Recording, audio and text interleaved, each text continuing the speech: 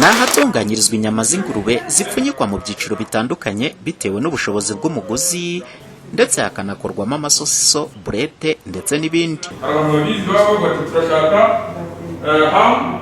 turashaka filet, turashaka spare imbavu, turashaka bacon. Ubwo abana barabihuguriwe barabizi, barazikata bakurikije icyo umukiriya yifuza.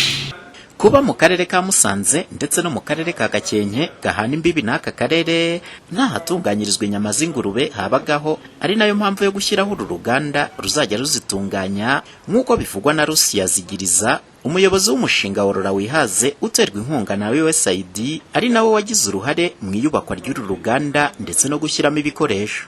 Impamvu twasaze ari ngombwa ko uru ruganda rubaho nuko iyo turebye dusanga nta hantu henshi ho gutunganyiriza inyama z'ingurube hahari.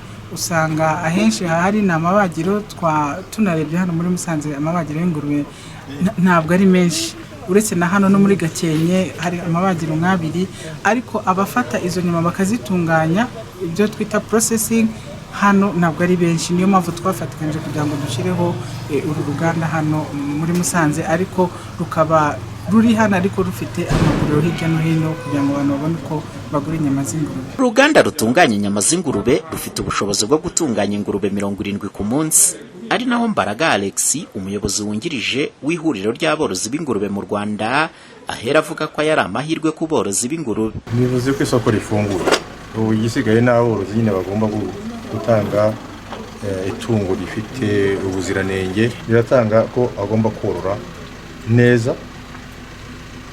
itungo rifite nyine nk'uko navuga mu kanya ubuziranenge, ariko kandi ko hari n'isoko. Noneho ntiyorora ashakisha isoko rirahari imbere ye, ubu biravuga ngo niwe ugomba kwerekana icyo agomba gushyira ahangaha, ko ahangaha hazakenera umubare wenda runaka w'amatungo. Ni ukuvuga ngo kandi ubu ngubu ni intambwe ya mbere, hari izindi ntambwe ziri hirya azanagura.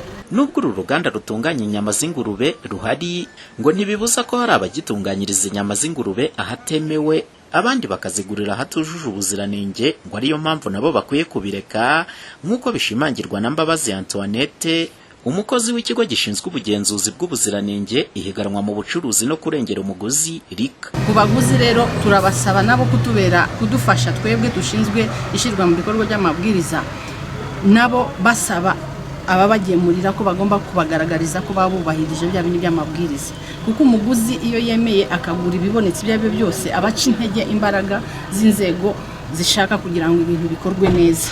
Murabizi ko baravuga ngo umukiriya ni umwami. Ubwo rero ibaze umukiriya abaye afashe iya mbere mu gusaba ati njyewe ndagura ibyujuje ubuziranenge, bituje ubuziranenge rwose sindebaho, icyo gihe bituma babacuruzi n'abatari bafite bwa bushake baburinda inzira, bakabona ko inzira ari ugukurikirana kubizima amabwiriza y'ubuziranenge. Muri rusange miliyoni zisaga 150 z'amafaranga y'u Rwanda nizo zatwaye iyubakwa ry'uru ruganda ndetse n'ibikoresho byashyizwemo. Umuhoza Honore, Flash TV, mu karere ka Musanze mu majyaruguru y'u Rwanda.